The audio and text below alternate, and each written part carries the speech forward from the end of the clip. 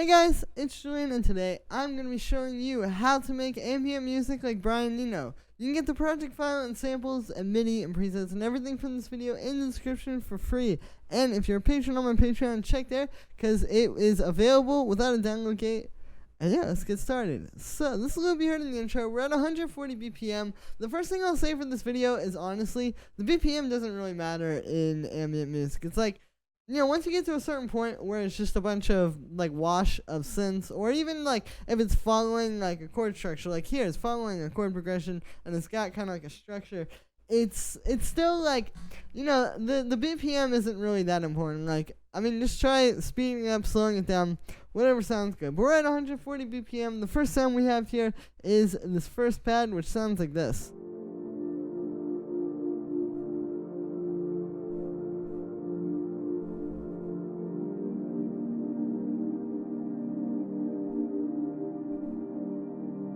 So what this is doing is it's just going between this G minor ninth chord and then this C minor ninth. So yeah, it's very simple, just the same chord shape, just 5 notes up.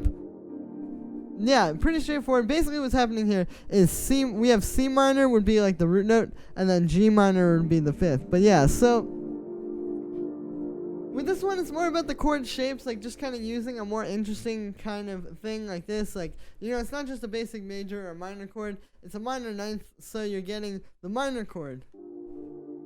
And then a minor 7th, and then a ninth on top of that. So it adds more flavor to it musically. For the sound on this one, it's made using Operator. This is a pad, an FM pad. These kind of pads are very good for this style because it allows you to create some cool textures that you can't get with just saw waves and square waves. It's if you make everything with just sine waves and saw waves and square waves, and I'm not talking about using FM with those. I'm talking about just subtractive and additive synthesis like that. It can get kind of boring because it's you're just working with the same sounds over and over. But with FM synthesis, you're able to create really interesting, new, fresh textures and interesting sounds just by playing around with different waveforms like sine waves and stuff like that, and playing around with the different octaves that they're at. So that's what we got here. Got these 3 sine waves doing some FM, all at different octaves. I've also got those detuned a little.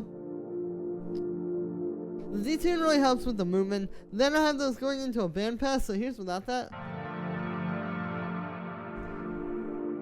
And then with it, so you can hear the bandpass really dials it back. It makes it a lot smoother and less in your face. That sounds cool too. But for smooth ambient music, definitely this is a bit better. After that, I have a bit of chorus. This really helps with pad sounds, as you probably know, because it just kind of spreads it out, makes it a bit bigger, gives it some more dimension. Then after that, we have this echo and this reverb. These are just giving it space. And yeah, with these kind of ambient sounds like this, I like using echo and reverb at the same time, because what's happening is if you just use the reverb, you don't really get that full of a sound. You do.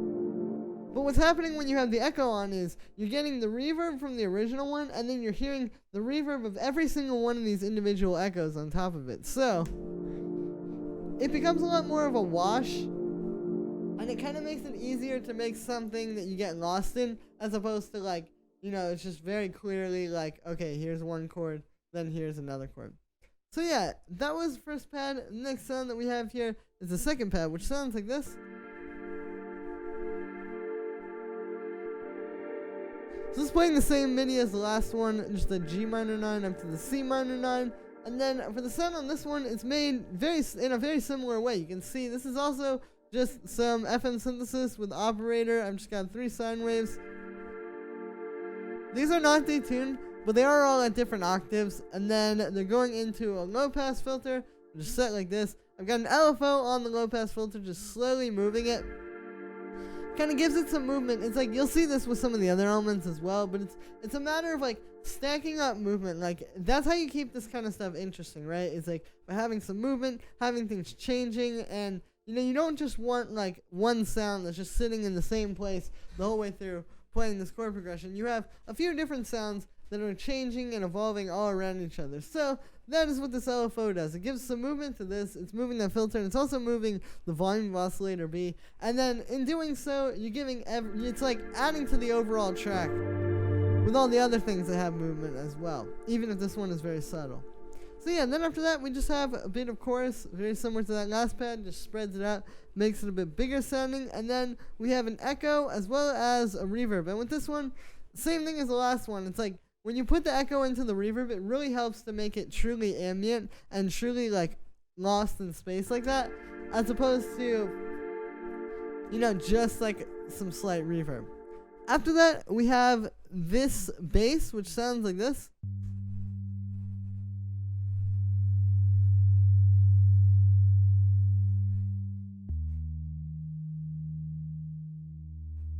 So with this bass here, the goal was to create like a nice deep sub that has some movement to it. When I was listening to Brian Eno's ambient tracks, this is what he does a really good job of, is he'll have a bass like this where it's still giving you that deep sub, but it's not just a sine wave, it has some movement to it. And if you listen to this, you can hear that. It's like getting quieter and louder. And so basically the way that we're doing this here is using detuning. You can see I have basically this sound is made using analog. Here's the notes. It's just following the chord progression. It's just going G and then D sharp actually, which is not exactly the same as the chord progression, but if you listen, it fits with that chord there. It is the minor third from that chord there, but it's just, you know, it's a little bit different. But yeah, so what's happening here is it's just these really slow detunes here. Like I've got these two saw waves, just very slightly detuned, and then I have some unison on there. And that's what's creating the movement, because if I turn off this low pass filter, you can hear it. You know, it's like, you can kind of hear it like morphing like that. That's the detune. If I turn up that speed, you get more of that effect, but it's not as smooth. This is just a really good way to make it like really deep and smooth. So yeah, like I said, two saw waves, detuned slightly, going into a low pass filter. Then we got the amp envelope set like this, and then I have that little bit of unison, like I was saying. That's just giving it that last little bit of detuning. And yeah, and then the only extra thing I have on there is just a bit of saturation. This helps when you have a really warm bass like this to kind of take it and make it not just like a sine wave, but you know, it adds some warmth and some fatness to it. So yeah, that is the bass. The next sound that we have here is this pad, which sounds like this. So this one is more of a droning sound. As you can hear, it's just playing this one note, which just sits over top of the chord progression.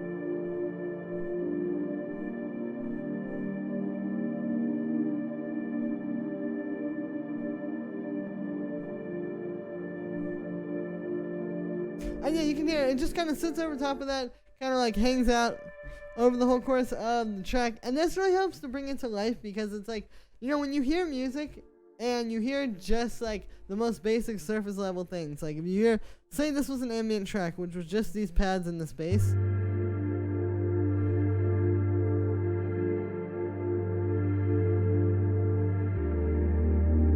That's cool, but it's like, it's only one thing. It doesn't really have like, it doesn't really have anything to balance that, if that makes any sense.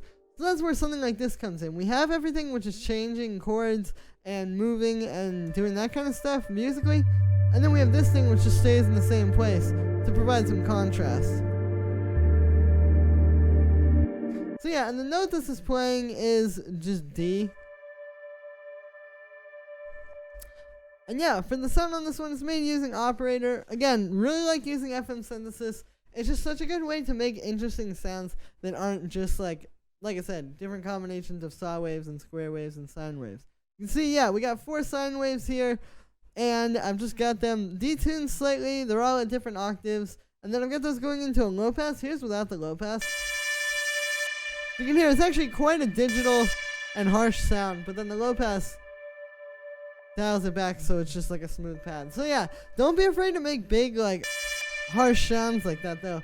That's like, the way you need to think of it is kind of like you're creating your own waveform here. So it's like when you do subtractive synthesis, you take a very harmonically rich waveform, so like a saw wave or a square wave, which has a lot of high harmonic content like this and is very, like, often very abrasive and heavy like that, and then you're kind of dialing it back. This is the way the subtractive synthesis works. So again, think of it like this. We're just creating like our own kind of saw wave type of sound, and then we're doing subtractive synthesis on that. So yeah, after that, I just have a bit of reverb just to give it some space, and then I have this auto filter cutting at the low, and this tends to add, you can hear like when you make these cool FM sounds, they definitely work. But you can hear there can be a little bit of low end in there, so this is just cutting that out. I'm cleaning it up and making room. And that is it for that first drone. And then the next sound, and the last sound we have here, is the second drone pad, which sounds like this. So it's playing the same note, just that D that the first one was playing. And again, same thing, you know, it's just adding some extra kind of musical stuff on top of the track. And it's also kind of similar to what I was doing up here with these two. It's like, if you listen, this is very deep. And then this has a bit more brightness on it. And when you layer them together, you get the best of both worlds. Same thing here. This is very deep. And this has that nice bright high end. If you have just one of them on their own, it's not enough. Or it's just not as good. But when you have both of them, there you go. It kind of, you know, it's like it's making up for where the other one left off and picking up. And this, the other one's picking up where this one left off. So yeah, for the sound on this one, it's made using analog. What we've got here is 2 square waves. I guess you could also call them pulse waves. We've got those going into a low pass filter. You can see they're detuned a little bit. And I've got a little bit of an LFO on the low pass. This is like I was saying before, it's like, you know, stacking up movement. We have a lot of things that are just moving slowly and subtly throughout the track. And it adds up and makes the whole thing sound like it has a lot of movement and just like it's very alive. So that's the purpose of that LFO on the filter there. Even if it's like really subtle in this, it makes a big difference in the overall track. I've also got the amp envelope set like this, and then we've got a bit of vibrato and a bit of unison as well. And that is it for inside of analog. After that, we have some chorus, kind of spreading the sound out, making it a bit bigger. Then we have some reverb. This is giving it the space, as you can imagine. And then the last thing we have on there is just an EQ8 cutting out the low end. And that is it for this sound. And yeah, so that is gonna be it for this video, guys. I just want to show you some techniques picked up on. You know, making ambient music can seem a bit daunting, trying to make these big like soundscapes and these big ambient things. But you can see if you just break it down layer by layer like this, it's just about kind of like strategically going in and layering it up and getting a lot with a very little, if that makes any sense. Like, there's only 3 musical parts being played here, but there's a lot of intricate stuff happening between them that makes it what it is. So that's gonna be it for this one, guys. I hope you enjoyed. As always, make sure to like this video as well as subscribe, and let me know what you think of this video in the comments. Like I said in the beginning, you get the project file and samples, and MIDI and presets and all of that stuff in the description for free. And if you're a patron on my Patreon, check there because it's available without a download gate. Thank you so much, guys, and I will see you tomorrow with another video.